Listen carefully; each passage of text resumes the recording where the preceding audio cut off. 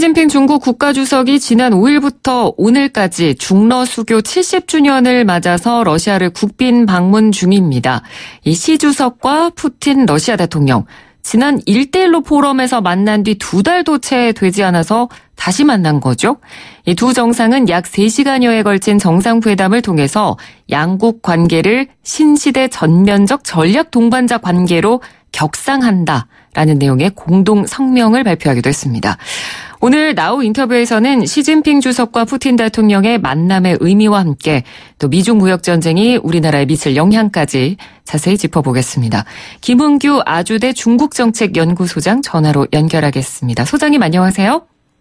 예, 안녕하십니까. 예, 이 시 주석의 방러 소식이 전해진 다음에 두 정상이 미국을 견제하는 모습을 대내외적으로 보여주려고 한다라는 분석이 가장 지배적이었거든요.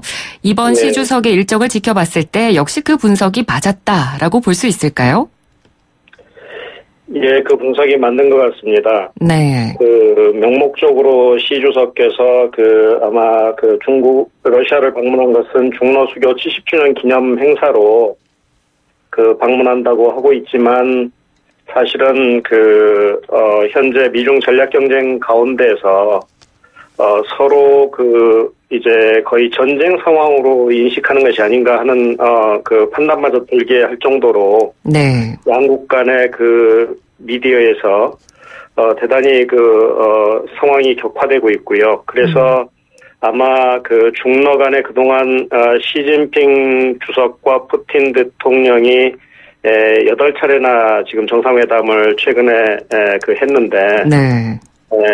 그럼에도 불구하고 이제 중러 관계를 다시 더 강화하는 것은 거의 유사동맹 상태로 중러 관계를 끌어올리면서 미국의 압박에 공동으로 대응하겠다라는 의지를 보여주는 것으로 보이고요. 예. 심지어는 중러 관계를 이제 마치 과거의 북중 관계가 한참 좋았을 때 썼던 개념, 혹은 전쟁 상태에서였던 동시적 개념인 선열로 연결된 전후 관계라는 표현이 나올 정도로 대단히 긴밀화하는 관계로 지금 전환하고 있습니다. 그것이 이제 신시대 중러 관계라고 표현하고 있는데요. 네. 그것은 다른 말로 하면 거의 유사 동맹 관계를 의미하는 것이 아닌가 할 정도입니다. 예. 네, 그렇군요.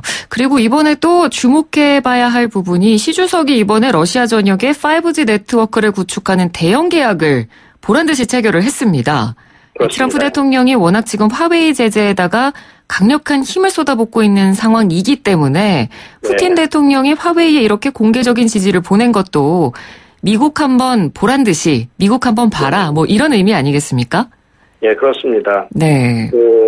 화웨이 문제는 미중 무역 분쟁에 있어서 그다음에 앞으로 미래의 어떤 패권 전쟁에 있어서 가장 상징적인 하나의 어떤 지금 영역으로 지금 부각되고 있습니다. 거기에 대해서 미국이 아주 노골적으로 이제 각국에 대해서 화웨이와의 관계를 끊으라라고 요구하고 있는 상황에서 러시아가 이렇게 공개적으로 지지를 하고 네. 그다음에 중국과 러시아가 공동으로 협력해서 이 5G 망을 서로 이제 협력 사업으로 강화하기로 한 것은 제가 이미 말씀드린 대로 중국과 러시아 간의 관계가 일반적으로 우리가 흔히 말했던 단순히 전략적 협력 동반자 관계를 넘어서서 거의 준유사 동맹 관계로 우리가 가는 것이고 이제는 핵심이기라든가 중대 이익에 대해서는 서로 긴밀하게 지지하면서 같이 공동 대응하겠다라는 의지를 보여주는 것입니다. 네.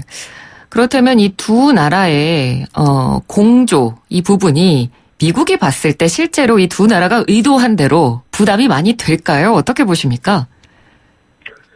저는 미국의 전통적인 대외 정책이라는 것이 세계의 두 번째 강대국과 세 번째 강대국을 분리해서 적어도 한 국가와는 친밀하게 지내는 것이 세계 경영에 부합한다는 입장을 가져왔다고 봅니다. 네. 그것이 헨리 키신저 이래로 공들여왔던 미국의 대외 정책의 근간인데 이것이 깨지면서 사실은 미국도 미래를 알 수 없는 냉전적 세계로 진입 중이고요. 예. 미국 전략가들 입장에서는 상당히 걱정이 많을 겁니다.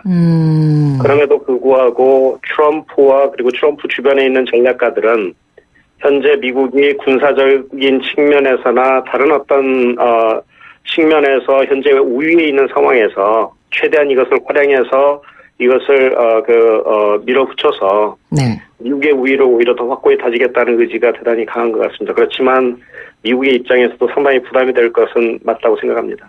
예. 이번 시 주석의 박러 기간에 나온 두 정상의 발언 가운데 교수님께서 혹시 특별히 주목해서 본 부분이 있으실까요? 일단은 피로 응결된 전후관계라는 표현이 이게 나왔다는 것이 네. 대단히 저로서는 놀랍고요. 네, 아까도 언급해 주셨죠.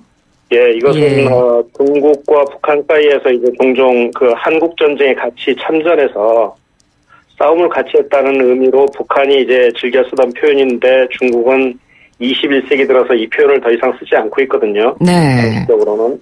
그런데 이것을 러시아와의 관계에서 썼다는 것이 일단은 대단히 놀랍고, 그리고 새로운 시대의 어떤 중러 관계라는 표현도 그동안의 중러 관계는 가장 가까운 어떤 전략적 관계라는 것이 일반적인 인식이었는데 거기서 더 업그레이드된 네. 그 관계로 이제 설정했다는 것, 그다음 화웨이 산업에 대해서 같이 협력한 것, 그리고 또 하나 우리가 주목할 것이 예. 위안화와 루블화의 협력 체제, 달러 우위 체제에 대한 위안화와 루블화의 협력 체제를 구축하려고 시도하고 있고 1대1로 사업에 있어서도 이제 러시아의 적극적인 참여를 유도하면서 북핵까지 네. 같이 협력하는 노선을 확장하고 있다는 것이 저는 정말 중러 관계가 단순한 어떤 협력 관계를 넘어서 정말 전략적으로 그다음에 거의 동맹에 준하는 관계로 전방위적으로 그리고 노골적으로 확대되고 있다는 것이 모든 많은 언어에서 배어나고 있다라는 생각을 가졌습니다. 네. 이렇게 대내외적으로 두 나라의 관계가 이렇게 말씀해 주신 대로 유사 동맹 관계다라고까지 과시하는 이유는 아무래도 미중 무역 전쟁일 겁니다. 모든 이야기의 중심이기도 하고요. 저희 방송에서도 워낙 이슈이기 때문에 계속해서 전해드렸었는데 이 미중 무역 협상이 계속해서 결렬이 되면서 트럼프 대통령이 추가 관세를 부과를 하고 화웨이 제재하고 또 중국도 이에 대응해서 히토류 제한, 페덱스 조사 이렇게 계속 맞불을 놓고 있는 상황인데 네, 시진핑 주석이 우리는 걱정이 없다. 경제 문제 굉장히 괜찮다. 이렇게 굉장히 당찬 입장도 밝힌 적이 있거든요. 네, 근데 실제로 중국 경제 상황을 봤을 때 시진핑 주석의 이런 발언 근거 있는 자신감이라고 봐도 될까요? 한편으로는 중국이 그동안 아주 빠르게 부상을 해왔고 이것은 세계 모든 미국을 포함해서 국가들의 예상을 뛰어넘는 것이었습니다. 그런 의미에서 가진 어떤 자신감이 있는 것도 사실이고요. 네. 또 다른 한 측면은 국내 정치적으로 시진핑이 장기적인 집권을 가능하게 하고 권위주의 체제를 유지하게 하는 데 있어서 대단히 중요한 것이 이제 민족주의적인 어떤 그런 정서를 바탕으로 해서 중국의 어떤 꿈을 이뤄가겠다라는 것에 대한 어떤 지지를 유발하는 측면이 있습니다. 그런 의미에서는 자신감을 보일 수밖에 없는 상황이고요. 네. 그럼에도 불구하고 이제 우리가 흔히 세 마리의 회색 코뿔소라고 일컫는 중국의 문제점들이 있습니다. 네. 그것이 이제 첫 번째는 과도한 어떤 기업의 부채. 현재 일반 신흥국 부채의 평균 2배 이상으로 중국의 부채가 지금 증가하고 있고요. 네. 비율이. 그 다음에 두 번째로는 유동성의 감소, 그러니까 자본 유출이 대단히 심화되는 상황이고, 미국이 특히 금융 부분에 있어서 압박을 강화하기 시작하면 중국도 아마 달러 수급의 어려움을 받을 수밖에 없고 계속 그것은 악화될 겁니다. 그리고 네. 세 번째로는 이게 감독 규정이 미흡해서 법치가 부재하기 때문에 대단히 즉흥적인 정부 처방으로 위기들을 계속 모면해가는 그런 상황들이 있습니다. 그럼에도 불구하고 중국이 한편으로 자신감을 가질 측면도 좀 있는데 네. 이게 뭐냐면 내수 시장이 생각보다 훨씬 더 강화되고 있고요. 그다음에 대미 의존도가 생각보다는 그렇게 높지 않습니다. 네. 이게 중국 전체 무역에 있어서 한 18%고 GDP에 있어서 4% 정도 수준이고요. 그 다음에 미국의 압박에도 불구하고 수출은 여전히 확대되고 있고 그다음에 자신이 운영할 수 있는 어떤 일정 규모의 시장이 계속 존재하고 있고, 그다음에 발전 인프라가 상당히 강하고요. 네. 그다음에 상대적으로 또 폐쇄된 금융체제가 오히려 외부 공격으로부터 더 자신을 보호하는 데 도움이 됩니다. 그런 차원에서 보면 중국이 이제 일정 정도는 우리가 충분히 버텨낼 수 있다. 네. 라는 얘기를 하고, 또 권위주의 체제가 갖는 어떤 강점도 있고요. 예. 그럼에도 불구하고 아까 제가 말씀드린 대로 내부적인 문제도 상당히 심각하고, 미국이 아예 이제 노골적으로 중국에 대한 경영이라든가 혹은 어떤 금융 측면에서라든가 다양한 측면에서 지금 압박을 강화하고 있기 때문에 네. 사실은 미래는 불확실합니다. 예. 네. 그러면 만약에 지금 중국의 입장에서 미중 무역 전쟁으로 인해서 파생될 어떤 미국의 추가 제재나 그런 첨단 기술 분야에 관한 어떤 제재, 이런 미국의 다양한 액션 가운데 앞으로 좀 더 위협적으로 느낄 만한 부분이 있다면 뭐가 더 있을까요? 당장은 이제 기술 이전에 대한 이런 차단이라든가 기술 발전을 억제하는 그런 노력이 과시화되고 있는 상황이 이제 심리적으로 대단히 부담이 될 거고요. 네.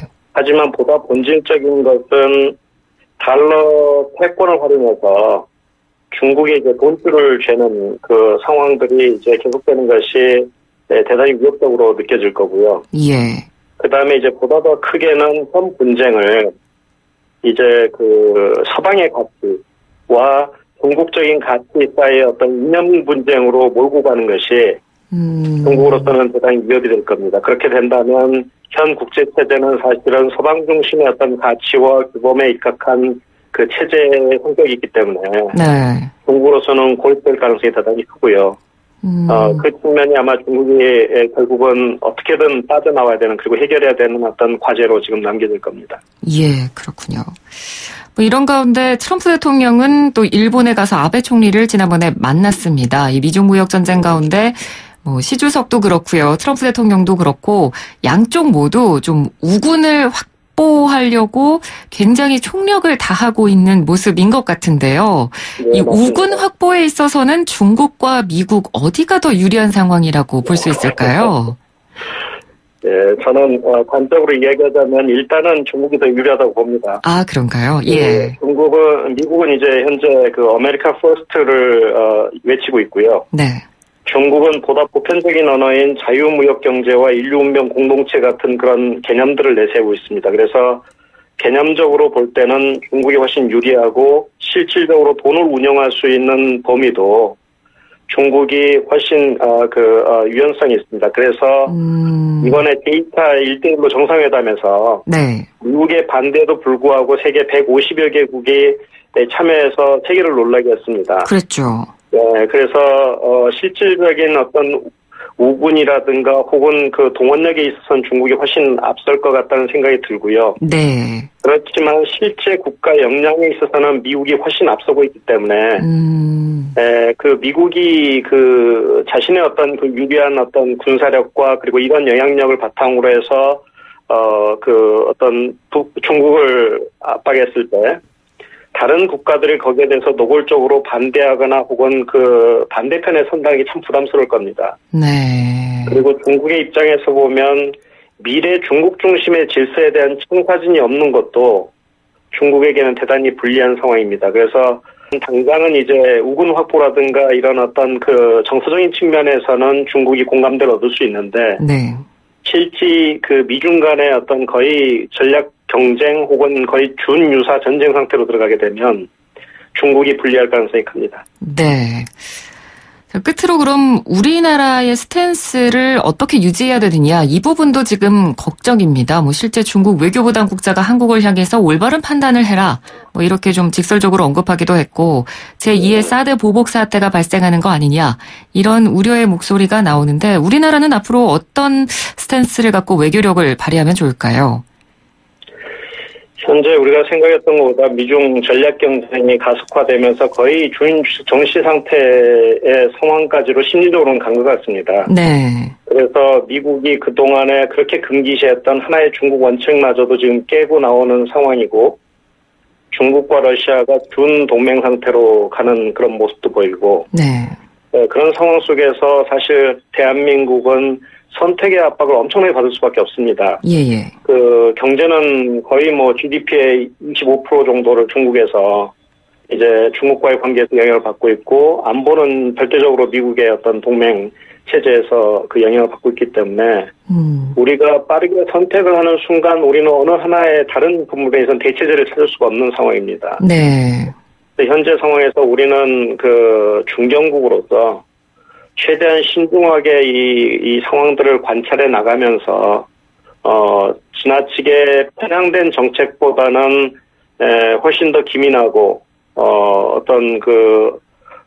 뭐랄까요, 상당히 조심스러운 정책을 할 수밖에 없고, 대신 이제 우리가 무역국가이고 자유민주주의 국가이기 때문에, 네. 그런 원칙에 있어서는 분명해야 돼 실제 그 어떤 동맹이라든가 혹은 다른 어떤 그 화해의 사태에서 보듯이 일방적으로 쉽게 빠르게 우리가 판단을 내려서 어떤 편승을 하는 순간 한국으로서는 감당할 수 없는 그 압박을 받을 수밖에 없는 구조이기 때문에. 네. 그리고 양국이 너무 지금 민감하고 갈등 계속 급속도로 고조되는 그런 아주 어려운 상황이 있습니다. 그래서 우리 두 부모가 예를 들면 싸울 때 어떻게 해야 됩니까? 거기서 끼어들면 거의 맞아 죽는 거죠. 예. 그래서 일단은 잘 지켜보면서 우리가 우리의 외교적 공간을 어떻게 넓힐 수 있는가 이 과정에서 그리고 이럴 때일수록 우리의 내적 역량을 좀 강화해야 될 것 같습니다. 네. 국민들의 중지를 모으는 노력, 그다음에 그 4강을 통한 어떤 국방개혁 추진, 그다음에 4강 외교의 복원 뭐 이런 조치들 우리가 시급하게 지금 해야 될 조치들이 아닌가 싶습니다. 네, 알겠습니다. 교수님 오늘 말씀 잘 들었습니다. 고맙습니다. 네, 고맙습니다. 네, 지금까지 김은규 아주대 중국정책연구소장과 이야기 나눴습니다. 1부는 여기서 마치고요. 잠시 뒤 2부 이어갑니다.